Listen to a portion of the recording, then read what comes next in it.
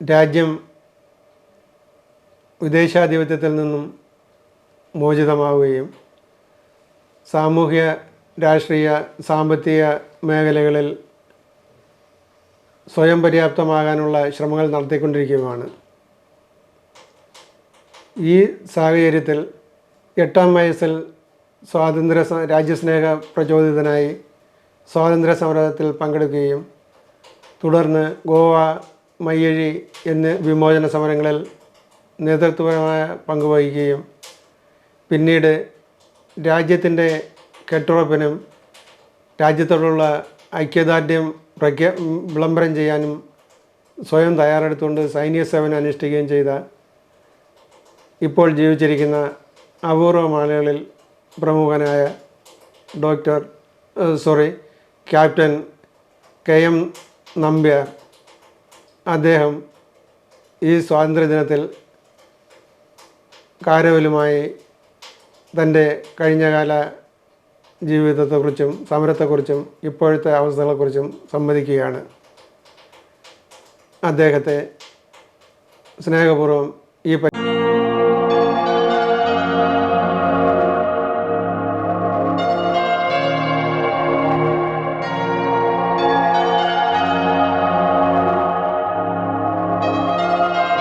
India സ്വതന്ത്രമായതിൻ്റെ 77-ാം വാർഷികം ആഘോഷിക്കുന്ന ആഹ്ലാദ മുഹൂർത്തത്തിലാണ് നമ്മളിപ്പോൾ. ഈ അവസരത്തിൽ നിന്ന് കഴിഞ്ഞ കാലത്തേക്ക് തിരിഞ്ഞു നോക്കുമ്പോൾ ഇപ്പോഴ് നമ്മുടെ കാസർഗോഡ് ജില്ലയിൽ ജീവിച്ചിരിക്കുന്ന അപൂർവം സ്വാതന്ത്ര്യ സമര സേനാനികളിൽ ഒരാളും ഇന്ത്യയുടെ സുരക്ഷിതത്വത്തിനു വേണ്ടി പട്ടാളത്തിൽ സേവനമനുഷ്ഠിക്കുകയും ഒക്കെ ചെയ്തിട്ടുള്ള താങ്കൾക്ക് എന്താണ് തോന്നുന്നത്? വാസ്തവത്തിൽ ഇതൊരു തിരിഞ്ഞു നോട്ടമാണ്. ഇപ്പം വാസ്തവത്തിൽ ഈ 88-ാം വയസ്സിൽ എനിക്ക് അത് കാണുന്നത് വളരെ ആശ്ചര്യമായിട്ടാണ് തോന്നുന്നത്. അത്ര ചെറുപ്പത്തിൽ നമ്മുടെ കേരളത്തിൻ്റെ അല്ലെങ്കിൽ ഫ്രഞ്ച് മാഹി പോലുള്ള സ്ഥലത്ത് സ്വാതന്ത്ര്യ സമരം നടക്കുമ്പം അതിൻ്റെ നേതാവ് ഐ.കെ. കുമാരൻ മാഷ് കൂടെയും അതുപോലെ തന്നെ മറ്റുള്ള കാളപ്പജി പോലുള്ള മഹാരഥന്മാരുടെ കൂടെയൊക്കെ വളരെ ചെറുപ്പത്തിൽ തന്നെ അവരുമായിട്ട് ബന്ധപ്പെടാനും അവരുടെ സ്നേഹവും അവരെ തലോടലും ഇതൊക്കെ കിട്ടി ആ സ്വാതന്ത്ര്യ സമരത്തിൽ അവരുടെ കൂടെ പങ്കെടുക്കുക എന്നുള്ളത് അതിനാലോചിക്കുന്ന സമയത്തിൽ വളരെ സന്തോഷം തോന്നുന്നു. അത് സ്മരിക്കുമ്പം പ്രത്യേകിച്ചും ഗാന്ധിയുടെ കൂടെയും പോർബന്ദറിൽ ഗാന്ധിയുടെ വീട്ടിലും ഗാന്ധിജിയുടെ വീട്ടിലും അഹമ്മദ് നഗറിലും ഒക്കെ ഗാന്ധിയുടെ കൂടെ ഒരുപാട് കാലം താമസിച്ച് ശാന്തിനികേതനിൽ ടാഗോർജിയുടെ ശാന്തിനികേതനിലൊക്കെ ജീവിക്കാമെന്ന് പറഞ്ഞിട്ടുണ്ടെങ്കിൽ എന്തോ എനിക്കറിയില്ല അത്ര ചെറുപ്പത്തിൽ അത് എങ്ങനെ സാധിച്ചു. എന്തോ അത് ഒരു പ്രകൃതിയുടെ അല്ലെങ്കിൽ ഈശ്വരൻ്റെ അനുഗ്രഹമായി ഞാൻ ഇന്നും കാണുകയാണ്. അതുപോലെ തന്നെ കാളപ്പജിയുടെ കൂടെ വളരെ ചെറുപ്പത്തിൽ തന്നെ കാസർഗോഡിൻ്റെ മണ്ണിൽ സമരത്തിൽ പങ്കെടുക്കുകയും ചൂരലുകൊണ്ടുള്ള അടിയും മറ്റും ഇതൊക്കെ കിട്ടിയിട്ടുണ്ട്. അങ്ങനെ പിന്നെയും നമ്മുടെ നാട് സ്വാതന്ത്ര്യം വേണം, നമ്മുടെ സഹോദരന്മാർക്ക് വിദ്യാഭ്യാസത്തിലും അതുപോലെ തന്നെ വ്യവസായത്തിലും എല്ലാം തന്നെ ഉടുതുണിയില്ലാത്ത ഭക്ഷണ സാധനങ്ങളില്ലാതെ പട്ടിണി കിടക്കുന്ന ഒരു കാലം അതൊക്കെ എനിക്കറിയാം. നല്ലൊരു ഈ സ്വാതന്ത്ര്യ സമരകാലത്ത് നമുക്ക് സ്വാതന്ത്ര്യം കിട്ടി എത്രയോ കാലം കഴിഞ്ഞിട്ടാണ് നമ്മുടെ ഇന്ത്യയിൽ കൃഷിയും വ്യവസായവും അതുപോലെ രാജ്യം പുരോഗമിക്കാനെല്ലാം തരപ്പെട്ടിട്ടുണ്ട്. എത്രാമത്തെ വയസ്സിലാണ് സ്വാതന്ത്ര്യ സമരത്തിൽ ആദ്യമായി പങ്കെടുത്തതെന്ന് ഓർമ്മയുണ്ടോ? ആ പൂർണ്ണ സമയമൊന്നും ഇരുന്നാൽ ഒരു 10 വയസ്സ് ഒക്കെ 10 വയസ്സിൽ താഴെ എന്ന് തുടങ്ങിയിട്ടുണ്ട്. മനസ്സിലായില്ലേ? അത് എന്തോ ഒരു ഇതായിരുന്നു, ഒരു മിത്ത് പോലെ ആയിരുന്നത്. മനസ്സിലായില്ലേ? അക്കാലത്ത് പോലീസിൻ്റെ പോലീസ് അടിക്കും, ചുരുളുണ്ട് അടി കൊള്ളും. ജയിൽവാസത്തിനൊന്നും ഇടയായിട്ടില്ലല്ലോ. ജയിൽവാസത്തിനൊന്നും ജയിൽവാസനെ പിടിച്ചിടും, പിന്നെ വൈകുന്നേരം അങ്ങ് വിടും. നമ്മൾ കുട്ടികളായതുകൊണ്ട് അടിച്ചിട്ടാണ് വിടുക. അടിക്കുന്നതെന്ന് പറഞ്ഞാൽ പിന്നെ വരാൻ പാടില്ല, അതിന് വേണ്ടിയിട്ടാണ്.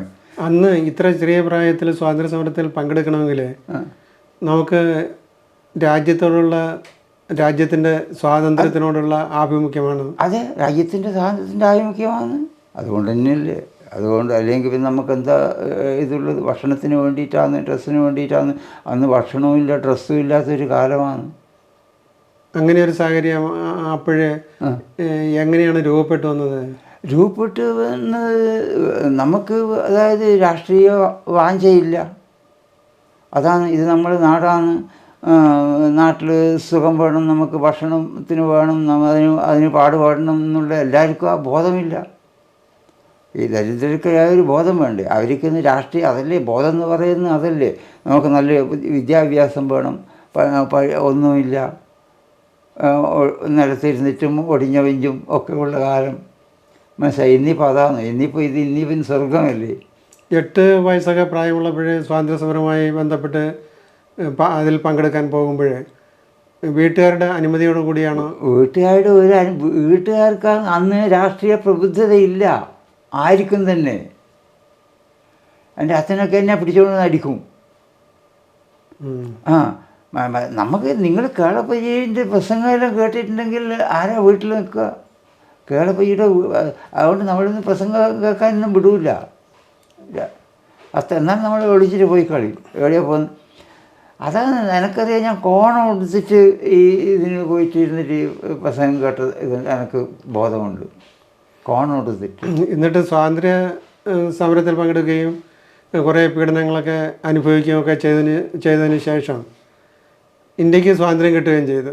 അപ്പോൾ സ്വാതന്ത്ര്യം കിട്ടിയതിന് ശേഷം പിന്നീട് വീണ്ടും എന്തെങ്കിലും ദേശീയ തലത്തിൽ സമരത്തിൽ പങ്കെടുക്കുകയോ എന്തെങ്കിലും ചെയ്തിട്ടുണ്ടോ? ദേശീയ സ്വാതന്ത്ര്യം കിട്ടിയതിന് ശേഷം ഞാൻ 55 പട്ടാളത്തിൽ ചേർന്നില്ലേ. പിന്നെ രാഷ്ട്രത്തിൻ്റെ സേവയല്ലേ എനിക്ക്. ഇതിനിടയ്ക്ക് ഗോവ സമരത്തിലും മയ്യഴി സമരത്തിലും ഒക്കെ പങ്കെടുത്തിരുന്നില്ലേ? പങ്കെടുത്തിരുന്നു. അത് സ്വാതന്ത്ര്യ സമരം കഴിഞ്ഞതിന് ശേഷം അല്ലേ? അതെ, ജയിലിൽ കിടന്നതല്ലേ.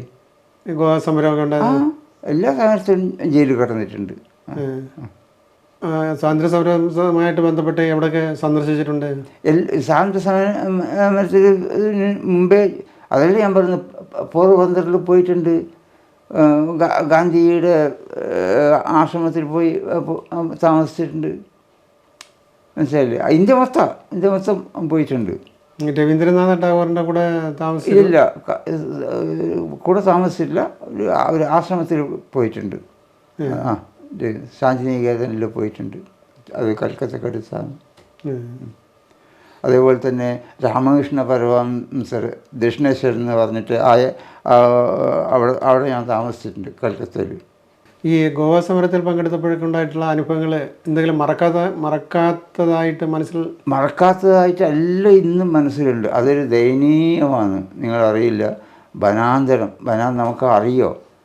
പുഴ, വനാന്തരം, അതൊക്കെ കടന്ന് അർദ്ധരാത്രി കടന്ന് അപ്പുറം പോയി ഏറ്റവും ദൂരം നടന്നിട്ട് ഓരോ വീട്ടിലും പോസ്റ്റ് പട്ടിക്കലും കണ്ടവരോട് സംസാരിച്ചിട്ടും എനിക്ക് കന്നഡയൊക്കെ അറിയാമല്ലോ. കർണാടകം, അങ്ങോളം കർണാടകം, മനസ്സിലായില്ലേ, ഗോവ. അതൊരു വളരെ ഇതായിരുന്നു. പലർക്ക് നമ്മളെ അറസ്റ്റ് ചെയ്ത് പിടിച്ചു. അവിടെ ജയിൽവാസമെല്ലാം അനുഷ്ഠിച്ചിട്ടുണ്ട്. ജയിലിൽ കിടന്നിട്ടുണ്ട് അവിടെ. അത് അടിയായിരുന്നു, ഭയങ്കര അടിയായിരുന്നു. ദയനീയം. അതാണ് എന്ന് പറഞ്ഞാൽ അവർക്ക് ബോംബെയിൽ ഗോവ സമരത്തിൽ പോയവർ എത്രയോ ആൾ പുഴയിലും കടലിലും എറിഞ്ഞിട്ടുണ്ട്. അവർ തിരിച്ച് വരുന്ന വളരെ ഞങ്ങളും എന്നെപ്പോലത്തെ ഞങ്ങൾ ബേസൊക്കെയായിരുന്നു തിരിച്ചു വന്നിട്ടുള്ളത്. ഭയങ്കര ഇതായിരുന്നു. ആരും മടങ്ങിയിട്ട് വന്നിട്ടില്ല. എല്ലാം അവിടെ നിന്ന് തന്നെ ക്ലോസ് ആയിരുന്നു. പട്ടാളത്തിൽ എവിടെയൊക്കെ സേവനം ചെയ്തിട്ടുണ്ട്? പട്ടാളത്തിൽ ഇന്ത്യയിൽ മൊത്തം. അത് വളണ്ടിയർ. എവിടെ ക്രിട്ടിക്കലായിട്ടുള്ള പ്ലേസ് ഉണ്ടോ അവിടെ ഞാൻ പോകും. ആരും പോകാൻ കഴിയാത്തവർക്ക് ഞാൻ പോകും. ഏതെങ്കിലും യുദ്ധങ്ങളിലൊക്കെ? എല്ലാ യുദ്ധത്തിലും പങ്കെടുത്തിട്ടുണ്ട്. പാകിസ്ഥാനും ഇതായിട്ടുള്ള എല്ലാ യുദ്ധത്തിലും പങ്കെടുത്തിട്ടുമുണ്ട്. എന്ന് പറഞ്ഞാൽ എൻ്റെ ജീവൻ പോകുന്നതല്ല. ഞാനൊരു തെറ്റ് ചെയ്ത് കഴിഞ്ഞാൽ എൻ്റേത് പോകുന്നത് പോവും, മറ്റുള്ളവരും പോവും. അപ്പോൾ എനിക്കത് വളരെ സൂക്ഷിച്ചിട്ടും നമുക്ക് തന്ന ഡ്യൂട്ടി എന്താണെന്നുള്ളത് വളരെ ഇതായിട്ട് നമ്മൾ അത് സ്റ്റഡി ചെയ്യുകയും മനസ്സിലാക്കുക. ഇല്ലാണ്ട് പ്രാന്തം കളി കളിക്കാനൊന്നും പറ്റില്ലല്ലോ. നമ്മളൊരാൾ തെറ്റുകൊണ്ട് എത്രയോ സഹോദരന്മാരും നമ്മളെ പുണ്യഭൂമിയും നശിക്കാൻ ഇടവരില്ലേ. അപ്പോൾ വളരെ ഇതായിട്ട് അത് നമ്മുടെ ട്രെയിനിങ് തന്നെ ആദ്യം നമ്മുടെ സുരക്ഷ, നമ്മളുണ്ടെങ്കിലേ രാഷ്ട്രത്തിൻ്റെ സുരക്ഷയുള്ളൂ. ഇത് നമ്മൾ ചിന്തിക്കണം. നമ്മുടെ ട്രൂപ്സിൻ്റെയും ആ രക്ഷ, നമ്മുടെ ടെറിട്ടറി ഒരു ഇഞ്ച് പോലും നമ്മൾ അന്യാധീനപ്പെടുത്തരുത് എന്നുള്ള ആ ആത്മാർത്ഥത, നമ്മുടെ രാഷ്ട്രത്തോട് നമ്മുടെ ഭൂമിയോടും ഉള്ള നമ്മുടെ പ്രതിപത്തി, നമ്മുടെ കടമ, അതാണൊരു പട്ടാളക്കാരൻ്റെ ലക്ഷ്യം.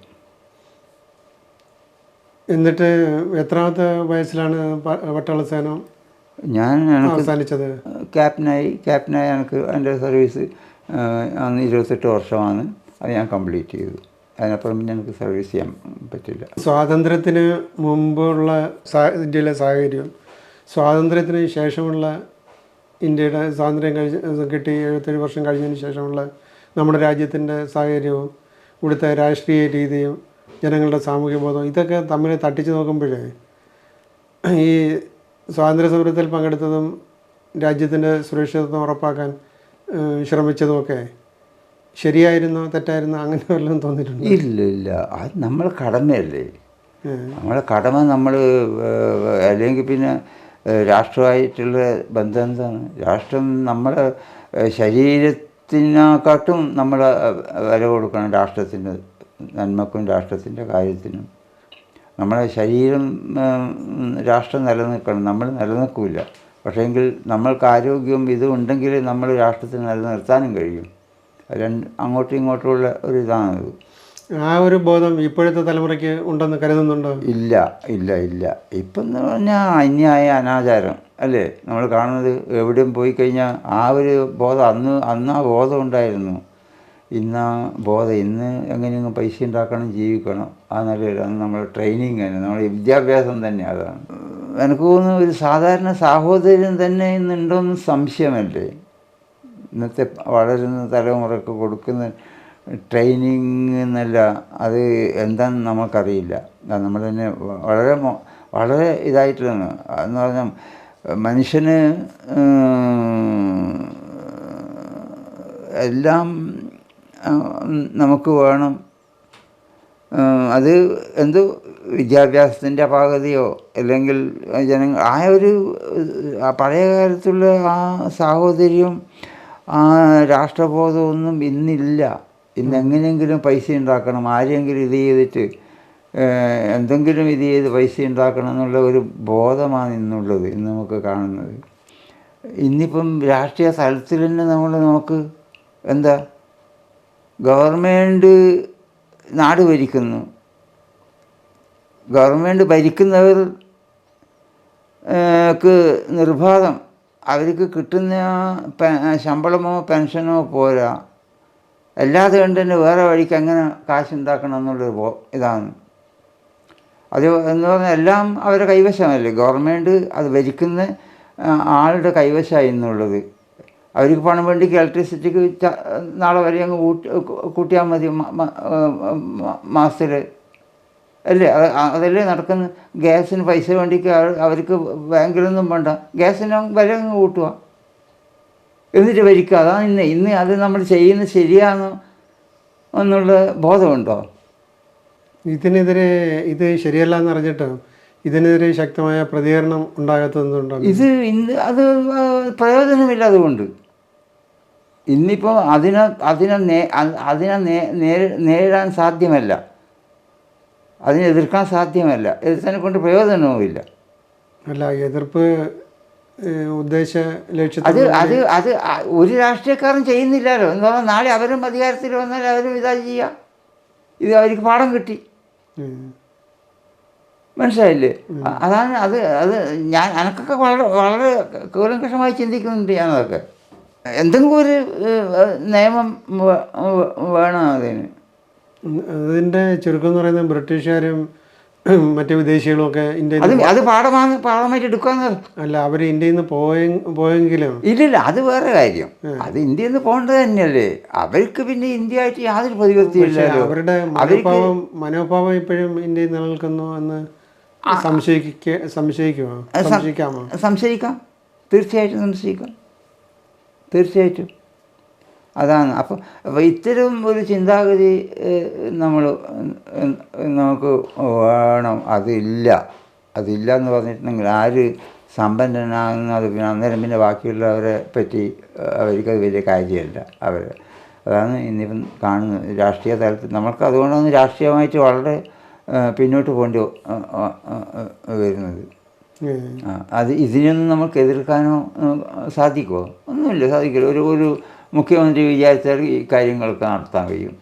അങ്ങനെ ഇപ്പം കേരളത്തിൻ്റെ കാര്യം നോക്കി, ഇലക്ട്രിസിറ്റീൻ്റെ വിലയെത്രയായി, ഗ്യാസിൻ്റെ വിലയെത്രയായി.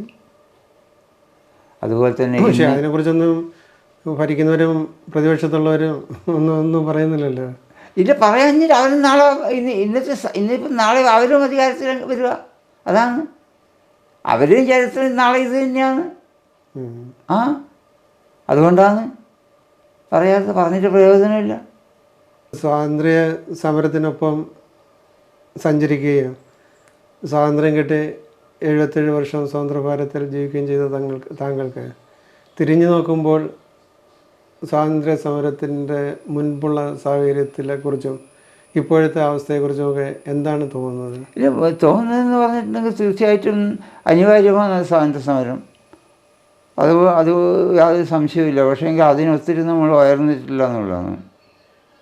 നമ്മൾ സാഹോദര്യവും മറ്റ് സ്വാതന്ത്ര്യ വാഞ്ചയും രാഷ്ട്രത്തിൻ്റെ കെട്ടുറപ്പും വളരെ സംശയകരമായ നിലയിലായിരുന്നു. പ്രത്യേകിച്ചും ആളുകളുടെ വിദ്യാഭ്യാസം ആ രീതിയിലാണ് പോകുന്നത്. വളരുന്ന തലമുറ ഒക്കെ അങ്ങനെയുള്ള കാര്യങ്ങളിലൊന്നും ഉള്ള ട്രെയിനിങ് ഇല്ല. വിദ്യാഭ്യാസം രാഷ്ട്രത്തിൻ്റെ ഇതും സാഹോദര്യവും സ്നേഹമില്ലാതെ ഒരു രാഷ്ട്രം വളരുക എന്ന് പറയുന്നത് വളരെ ദയനീയമാണ്. കൃഷിയും ഇതും ഇല്ലാതെ ഒരു നാടിന് കാര്യസമ്പത്തും കൃഷിയും അതുപോലെ തന്നെ ഇതൊന്നും വളർന്നിട്ടില്ലെങ്കിൽ ഒരു കാലത്ത് പണ്ട് ബ്രിട്ടീഷുകാരൻ്റെ കാലത്ത് നമ്മൾ അനുഭവിച്ച മാതിരി പെട്ടെന്ന് നമുക്ക് ദാരിദ്ര്യം വരും. അതിനെ നേരിടാൻ ഈ ഗവൺമെൻറ്റിനൊന്നും പിന്നെ കഴിയില്ല, ഇപ്പം തന്നെ കഴിയുന്നില്ല. ഇത് എന്തുകൊണ്ട് സംഭവിക്കുന്നെന്ന് പറഞ്ഞിട്ടുണ്ടെങ്കിൽ രാഷ്ട്രീയ തലത്തിൽ സമ്പന്നരാകാനുള്ള രാഷ്ട്രീയ നേതാക്കന്മാരെ സംഗതി തന്നെ, അവരൊന്നല്ല. അവർക്കെല്ലാം ഉണ്ടാകണം, അവർക്കെല്ലാം വാരിയെടുക്കണം. അവർ വളരെ ഇതായിട്ടുള്ള എന്നാലും നിയമം അവരെ കൈവശമാണ്, എന്തും ചെയ്യാം എന്നുള്ള ഇതിലാണ് ഇപ്പോൾ ഉള്ളത്. പക്ഷെ അത് മാറ്റിയെടുക്കാണ്ട് കഴിയില്ല. ഒരു ബോധം, രാഷ്ട്രീയ ബോധം ഈ ഭരണാധികാരത്തിൽ കയറുന്നവർക്കൊരു രാഷ്ട്രീയ ബോധം, ഒരു രാഷ്ട്രീയ സ്കീം എന്തെങ്കിലും വേണം അതിന്. മഹാത്മാഗാന്ധിയെ പോലൊരു നേതാവ് ഉണ്ടായിരുന്നെങ്കിൽ തീർച്ചയായിട്ടും സംഭവിക്കില്ലായിരുന്നു എന്ന് വിചാരിക്കുന്നുണ്ടോ? ഉണ്ട്, തീർച്ചയായിട്ടും. അങ്ങനെ ഇല്ല. അത്രയും ശക്തിമത്തായ എതിർക്കാൻ അന്നത്തെ കാലത്ത് തോക്കിന് മുമ്പിൽ നിന്നുകൊണ്ട് പറയാനുള്ള ധൈര്യം ഉണ്ടായിരുന്നു. ഇന്നതില്ല. ഇന്നെല്ലാത്തിനും അടിമപ്പെടുകയാണ് ആളുകൾ. ഇനി ഇതൊക്കെ ശരിയാക്കിയെടുക്കണമെങ്കിൽ ഇനിയൊരു സ്വാതന്ത്ര്യ സമരം വേണ്ടി വരും തീർച്ചയായും. പക്ഷേ ഒരു കാര്യമാണ്, ഇന്നിപ്പം നിങ്ങൾ ഇവിടുത്തെ സ്ഥിതി നോക്കി, നിങ്ങൾ മണിപ്പൂരിലെ സ്ഥിതി നോക്ക്. എന്തുകൊണ്ടാണ് ഇത്രയും കാലമായിട്ട് അതിനൊരു നിയമം ഇവർക്ക് കൊണ്ടുവരാൻ കഴിയാത്തത്? ഇനി ഇപ്പോഴത്തെ യുവതലമുറയോടും ഭാവി തലമുറയോടും ഒക്കെ അങ്ങേക്ക് ഒരു കാര്യമാണ് പറയാനുള്ളത്? ഉണ്ട്. യുവ തലമുറ നമ്മുടെ രാഷ്ട്രത്തിൻ്റെ ചരിത്രം അതാണ്. ഇതിനെല്ലാം ഒരു പരിഹാരം കാണും, ഉണ്ടാവും എന്ന് നമുക്ക് വിശ്വസിക്കാം. രാഷ്ട്രത്തിൻ്റെ ഭാവി വാസുരമാക്കാൻ ഞാനല്ലെങ്കിൽ വേറൊരാളുണ്ടാവും. ആരും ജനറേഷൻ ഇല്ലാണ്ട് നിൽക്കില്ല. എല്ലാം അങ്ങനെ പോകുന്നത് നമ്മൾ വിചാരിക്കണ്ട, മനസ്സിലായില്ലേ? ഇതൊന്നും ജനങ്ങൾ അത്ര സഹിക്കുകയും ചെയ്യില്ല. അതിന് ഇതിനൊരു പരിധിയുണ്ട്, ഒരു സീമയുണ്ട്. അത് കഴിഞ്ഞ് കഴിഞ്ഞാൽ അതിന് മാറ്റമെല്ലാം വരും. തീർച്ചയായും ഈ നാടിൻ്റെ പുരോഗതി നയിക്കാനുള്ള ശക്തിയും വിദ്യാഭ്യാസവും ആ ബോധവും നമ്മുടെ ജനതയ്ക്കുണ്ട്. വിദ്യാഭ്യാസവും ഈ ശാസ്ത്രീയമായ അറിവും ഒക്കെ വർദ്ധിച്ചു വരുന്നതിനനുസരിച്ച് തന്നെ യുവാക്കളിലെ മയക്കുമരുന്നിൻ്റെയും മദ്യത്തിൻ്റെയും അതുപോലുള്ള ദുശീലങ്ങളുടെയും ഒക്കെ സ്വാധീനം അതും കൂടി വരുന്നുണ്ട്. അത് കൂടി വരുന്നുണ്ട്. അപ്പോഴേ ഈ വിദ്യാഭ്യാസം കൊണ്ട് ഉദ്ദേശിച്ച പ്രയോജനം ഉണ്ടാക്കിയെടുക്കാൻ ഇല്ല. അത് ഇതൊക്കെ എന്ന് പറഞ്ഞിട്ടുണ്ടെങ്കിൽ ഒരു മാസ് നമ്മൾ ശക്തി ഉപയോഗിക്കുന്ന സമയത്ത് അതിനൊരു മാറ്റമെല്ലാം വരും. പിന്നെ ചെറിയൊരു സംഭവങ്ങൾ ഉണ്ടാകും. ജനസംഖ്യ വർദ്ധിക്കുന്നത് ഓറും അങ്ങനെയല്ലേ എല്ലാം. നമ്മൾ അതാണ് വിദ്യാഭ്യാസത്തിന് നമ്മളെ രാഷ്ട്രീയ ബോധം നമ്മുടെ വീട്ടിൽ നിന്ന് തന്നെ നമ്മൾ ഓരോ രക്ഷിതാക്കളും അതിനെപ്പറ്റി വളരെ കൂലങ്കഷമായി ചിന്തിക്കണം. നമ്മുടെ രാഷ്ട്രത്തിന് എന്താണ് വേണ്ടത്, ആ ചിന്ത വേണം. അല്ലാതെ കൊണ്ട് വെറുതെ നമ്മൾ ജീവിച്ചതിനെ കൊണ്ട് പ്രയോജനമില്ല. നമ്മുടെ രാഷ്ട്രീയ തലത്തിൽ തന്നെ നമ്മൾ ഇന്നിപ്പോൾ ഒരു ചെറിയ ഇത് നോക്ക്, എല്ലാ ആളുകളും സമ്പത്ത് എങ്ങനെ കൈകാര്യം ചെയ്യുന്നുണ്ട് എന്ന് ചെറിയൊരു ഒരു ഉദ്യോഗസ്ഥൻ്റെ ആ ശിഷ്ടമൊക്കെ വരണം. കണക്ക് വേണം. അവൻ്റെ ഉദ്യോഗസ്ഥർ പോകുമ്പം അവൻ്റെ സാമ്പത്തിക സ്ഥിതി എന്താണെന്നും ഒരു ഉദ്യോഗം വിദ്യാഭ്യാസം കഴിഞ്ഞ് ഒരു പഠിപ്പ് കിട്ടിക്കഴിഞ്ഞാൽ ഇത്ര കൊല്ലത്ത് അവൻ്റെ സാമ്പത്തികം ഇങ്ങനെയുള്ളൊരു അടിസ്ഥാനപരമായ ഒരു ചില നിബന്ധനകളൊക്കെ കൊണ്ടുവരേണ്ടി വരും രാഷ്ട്രത്തിന്. ഗവൺമെൻറ് എന്തുകൊണ്ട് അതിന് മുതിരുന്നില്ല? അല്ല, ഗവൺമെൻറ് മുതിരുന്നില്ല എന്നുള്ളതെന്ന് പറഞ്ഞാൽ ഇത് തുടരുന്ന പിന്തുടർച്ചയായിട്ട് വരിക എന്നിത് ഈ അതിമോഹം അത് ശക്തമായ നടപടി ഉണ്ടാകാഞ്ഞിട്ടല്ലേ? അതെ അതുകൊണ്ട് തന്നെയാണ്. അതുകൊണ്ട് അങ്ങനെയുള്ള ചില കണക്കുകൾ വേണം. ഇന്നിപ്പോൾ ഏകദേശം ചില കേസൊക്കെ പിടിക്കാൻ തുടങ്ങിയിട്ടുണ്ട് ആ രൂപത്തിൽ. മനസ്സിലായി? എല്ലാം ഈ ഉദ്യോഗ തലത്തിൽ തന്നെ ഇത് മൊത്തം നടക്കുന്നത്. ഉദ്യോഗ തലത്തെ അങ്ങനെ എത്തിക്കുന്നത് ഭരണ നേതൃത്വം രാഷ്ട്രീയം ആയിരിക്കും. അതെ, രാഷ്ട്രീയമാണ്. അതുകൊണ്ട് തന്നെയല്ലേ രാഷ്ട്രീയത്തിൽ സഹായമില്ലാതെ കൊണ്ട് അവർക്ക് ചെയ്യാൻ പറ്റില്ലല്ലോ. ഈ ചൂഷണത്തിൽ നിന്ന് ജനങ്ങളെ മോചിതരാക്കണമെന്നൊക്കെ പറഞ്ഞുകൊണ്ട് അധികാരത്തിൽ വരുന്നവർ ചെയ്യുന്നതാണ് ജനങ്ങളെ മറക്കുന്നത്. ഇന്നിപ്പം നിങ്ങൾ ഇന്ന് ഗ്യാസിൻ്റെ വിലയുടെ എത്തിയെന്ന് നോക്ക്, മറ്റുള്ളതിൻ്റെ വിലയുടെ എത്തിയെന്ന്. അതുപോലെ നിത്യോപകരണ സാധനങ്ങളുടെ വിലയും എല്ലാം വർദ്ധിച്ചില്ല. ഇന്നിപ്പോൾ ഒരു ഉദ്യോഗസ്ഥന് പറ്റും, ബാക്കിയുള്ള പാവങ്ങൾ എന്ത് ചെയ്യും? ആടിയാണ് ഇത് നടക്കുക, അനീതി നടക്കുക. ഇപ്പോഴ് നിമിഷം തോറും ഓരോരോ രാഷ്ട്രീയ പാർട്ടികൾ പുതുതായി ഉണ്ടായിക്കൊണ്ടിരിക്കുകയും കൂടുതൽ രാഷ്ട്രീയ പാർട്ടികൾ നിലനിൽക്കുകയും ചെയ്യുന്നത് രാഷ്ട്രീയ ബോധം കൂടുതലായിട്ട് ജനങ്ങൾക്കുണ്ടായതുകൊണ്ടാണോ, അതോ രാഷ്ട്രീയ ബോധം ഇല്ലാത്തതുകൊണ്ടാണോ, അതോ മറ്റു വല്ല ബോധം അവരിൽ ആധിപത്യം ഉറപ്പിക്കുന്നതുകൊണ്ടാണോ? അല്ലല്ല, ഇന്നിപ്പം എളുപ്പത്തിൽ സുഖസൗകര്യങ്ങൾ ജീവിക്കാൻ എങ്ങനെ എന്ന നിലയിൽ എന്ത് വേണ്ടിക്കും ചെയ്യാനുള്ള ഒരു ഇതാണ് അവർ തീരുമാനമാണ്. എളുപ്പത്തിൽ സമ്പന്നനാകണം, പൈസ വേണം. സ്വാതന്ത്ര്യ സമര സേനാനിയും സൈനികനുമായിരുന്ന അങ്ങക്ക് പിന്നെ ഈ സ്ഥിതി മാറിക്കിട്ടുന്നതിന് എന്ത് വേണം, എന്ത് നടപടികൾ വേണമെന്നുള്ളത് മനസ്സിലൊരു ബോധം ഇല്ലേ? അത് എന്തായിരിക്കും? കാരണം ഇതിനു വേണ്ടിയല്ലല്ലോ നിങ്ങൾ സ്വാതന്ത്ര്യ സമരത്തിൽ പങ്കെടുത്തത്. അപ്പോൾ നിങ്ങളുടെ സങ്കല്പത്തിലുണ്ടായിരുന്ന ഇന്ത്യ പടുത്തുയർത്താൻ സ്വാതന്ത്ര്യ സമര സേനാനികൾക്ക് പടുത്തുയർത്തുന്നതിൽ സമര സേനാനികൾക്ക് പരാജയപ്പെടേണ്ടി വന്നിട്ടുണ്ടാകും. തീർച്ചയായിട്ടും അതൊക്കെ സംഭവിച്ചിട്ടുണ്ടാകും. അത് മൂല്യച്യുതി എവിടെയും സംഭവിക്കുന്നുണ്ട്. അത് എന്താ വിദ്യാഭ്യാസത്തിൻ്റെ കുറവ്, മനസ്സിലായില്ലേ? ഇതെല്ലാം സാധാരണ ഇപ്പം നമുക്ക് വീട്ടിൽ നിന്ന് ഈ അറിവൊക്കെ നമുക്ക് വീട്ടിൽ നിന്ന് തന്നെ കിട്ടണം. നമ്മളെ രക്ഷിതാക്കന്മാരും അതുപോലെ തന്നെ തലമുറയെ വളർത്തിയെടുക്കുമ്പം തീർച്ചയായിട്ടും നമ്മൾ സത്യസന്ധരും രാഷ്ട്രത്തോടുള്ള ആ പ്രതിബദ്ധതയും എല്ലാം നമ്മൾ പുലർത്തണം. ഒരു ബോധം വേണം. അതാണ് ഇന്നിപ്പം എന്തെങ്കിലും രാഷ്ട്രീയമായിട്ട് എന്തെങ്കിലും നിങ്ങൾ കാണുന്നുണ്ടോ രാജ്യത്ത്? പണ്ടൊക്കെ എന്തെങ്കിലും നമുക്ക് കാണാം, കളപ്പയുള്ള കാലത്തോ അല്ലെങ്കിൽ ആ പഴയ നേതാക്കന്മാരുടെ കാലത്തൊക്കെ നമുക്ക് എന്തെങ്കിലും. ഇന്നിപ്പോൾ ഒന്നുമില്ല, ഒരു രാഷ്ട്രീയത്തിൻ്റെ ബോധമേ ഇല്ല ഇന്ന്.